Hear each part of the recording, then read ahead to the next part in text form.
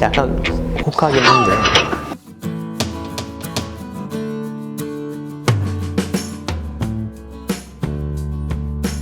재작년에 그분이 한 집 3채 정도 갖고 계셨는데요. 그분 같은 경우에는 정말 합법적인 절세 방법을 통해서 다른 데 세무사 사무실 갔는데 9억 정도 나왔다고 하셨어요. 근데 이 정도 나올 거라고 하셨는데 저를 통해서 거의 세금 한 1억 4천 정도. 진짜요? 네. 네. 오, 알겠다. 하시고. 이 법인 돈으로 그 모든 걸 다 해결하니까 가능한 것 같아요. 차량을 살 때도 법인 돈으로 하고 기름값, 차량 보험료 이런 것들을 다 법인 돈으로 충당하기 때문에 그런 게 다 가능한 겁니다. 근데 이제 법인 돈이라고 해서 뭐 개인 사적 비용으로 뭐 슈퍼카를 그렇게 끈다든지 하면 이게 배임이나 횡령 이렇게 얽힐 수 있기 때문에 되게 조심하셔야 됩니다. 최근 이슈가 됐던 그 또 자기 소득이나 뭐 그런 거에 비해서 진짜 뭐 3, 4억 하는 슈퍼카를 뭐 3대, 4대씩 SNS 자랑해가지고 세무조사를 그렇게 받게 된 걸로 제가 알고 있습니다. 법인의 슈퍼카가 굳이 필요할까요? 람보르기니, 뭐 포르쉐 이런 거가 꼭 이제 필요해서 사는 회사도 있죠. 왜냐면 우리가 흔히 아는 렌터카 회사는 그런 걸 빌려줘야 되니까 사업용으로 그 차를 회사에서 갖고 있기도 합니다. 근데 이게 업무용 사용하는 경우에만 허용을 하는 거고요. 아까 설명드린 것처럼 이제 개인 사적 비용으로 대표의 자녀들이 법인 비용으로 뭐 슈퍼카를 끈다든지 이런 경우에는 다 탈세로 적발이 되는 거죠.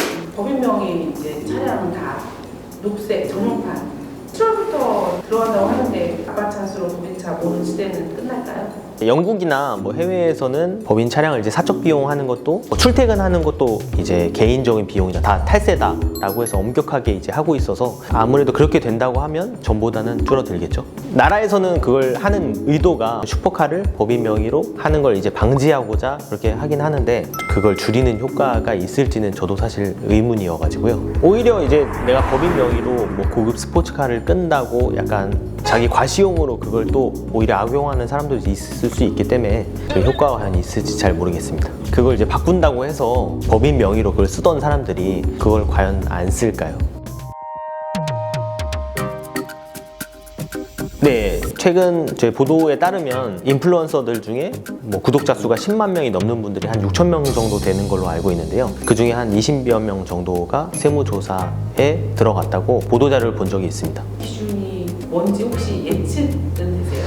세무조사는 사실 아무도 예측할 수가 없어가지고요. 보통 비슷한 구독자 수에 뭐 매출액이 어느 정도 된다. 뭐 A라는 사람은 10만 명의 구독자인데 뭐 연간 한 1억 정도 소득을 이제 매년 신고를 하고 있는데 갑자기 B라는 사람은 비슷한 구독자인데 거의 뭐 소득이 한 1,000만 원밖에 없다. 이렇게 되면 비교해봤을 때 누가 봐도 조금 약간 의심이 되잖아요. 그런 경우에는 아마 국세청으로 좀 의심을 사지 않을까. 조사 대사 선정에 들어가지 않을까라고 생각합니다. 고객 중에 있으신가요? 네, 유명 인플루언서도 제가 세무 대리를 하고 있고요. 뭐 광고 수익이랑 채널 수익 협찬 받는 거 있잖아요. 후원을 받는 BJ 같은 경우 이런 경우는 연간 한 수십억 정도 소득이 발생되기도 합니다. 개인적으로요? 개인적으로 이제 소득 신고하는 게 네, 한 10몇억 정도. 세무조사를 일단 받게 되면 아무것도 없이 그냥 딱 나오기는 어렵다. 세무조사를 보통 나오기 한 15일 전에 통지서를 미리 고지하기도 하는데요. 좋은 세무사를 잘 만나면 충분히 미리 사전에 대비해서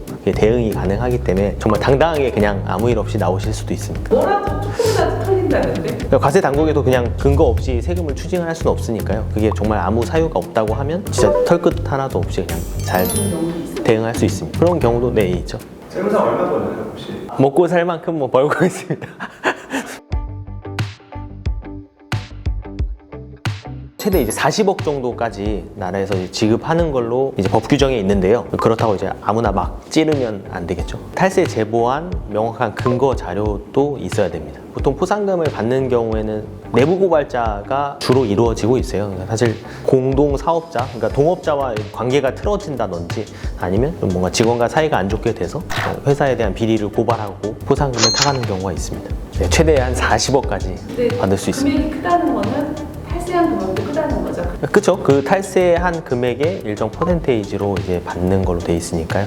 네. 탈세를 제고하고 싶은데 어떤 걸 준비해야 되나요? 이런 요청을 하는 경우도 있나요? 네, 그런 경우도 있었어요. 뭐 예를 들어서 그 직원 같은 경우에는 대표랑 일정 퍼센테이지, 그러니까 스탁 옵션을 받아서 회사를 이제 운영하기로 했는데 그게 좀 잘 틀어져가지고 그분이 이제 격리로 일하시는 분인데 이 회사에 대한 내용을 모든 걸 다 알고 있으니까 고발하겠다, 까발리겠다라고 해가지고 이거 어떻게 해야 되냐 하면서 저는 찾아온 적이 있습니다. 도와주셨나요? 명확한 자료가 없고 그냥 구두상 계약이고 뒷받침할 만한 근거 자료가 없어가지고 제가 도와드리긴 힘들었습니다. 간혹가다 그런 걸 뭐 제한받기도 하는데요. 내가 뭐 자녀한테 한 몇백억을 증여를 하고 싶은데 이걸 세금 한 푼도 안 내고 뭐 증여하는 방법이 있나요? 아니면 뭐 해외로 돈을 빼돌려가지고 뭐 세금을 이제 안 내는 경우가 있나요? 아니면 뭐 해외로 도피하고 싶어요. 그런 게 있습니다. 상속세가 우리나라 같은 경우는 굉장히 많으니까요. 이제 해외랑 비교해서 어디서 또 그런 걸 많이 주워 들으셨나 봐요. 세무사로서 사실 그 어떠한 이유에서든 탈세를 저희 뭐 조력할 수는 없는 거니까 그런 건 돕지 않고 있습니다. 세금 영어를 만들어주면 제가 세무사님한테 얼마를 드릴게요 라고 제시받진 않으셨어요? 제시받은 적이 없어가지고 전 세무사니까 네, 제 자격증이 또 날아갈 수도 있어가지고요. 근데 예를 들면 내가 네. 이걸 세금을 딱 빼주면 내가 너한테 1,000원을 줄게. 오... 약간 혹하긴 한데 근데 이제 세무사로서는 뭐 사실 상종도 하고 싶지 않고 남 부끄럽지 않게 살고 싶어가지고 저는 탈세를 하지 않습니다. 안전한 탈세는 없고요. 무조건 걸리나요? 요새는 이제 빅데이터를 통해서 과세 당국에서도 항상 이제 자료를 보기 때문에 제가 봤을 때는 불법으로 세금을 탈세한다는 거는 거의 불가능하지 않을까 싶습니다. 금액하고 상관없이. 네, 그렇죠. 네. 적으면 안 걸릴 수도 있는 거 아닐까요? 걸릴 것 같은데요.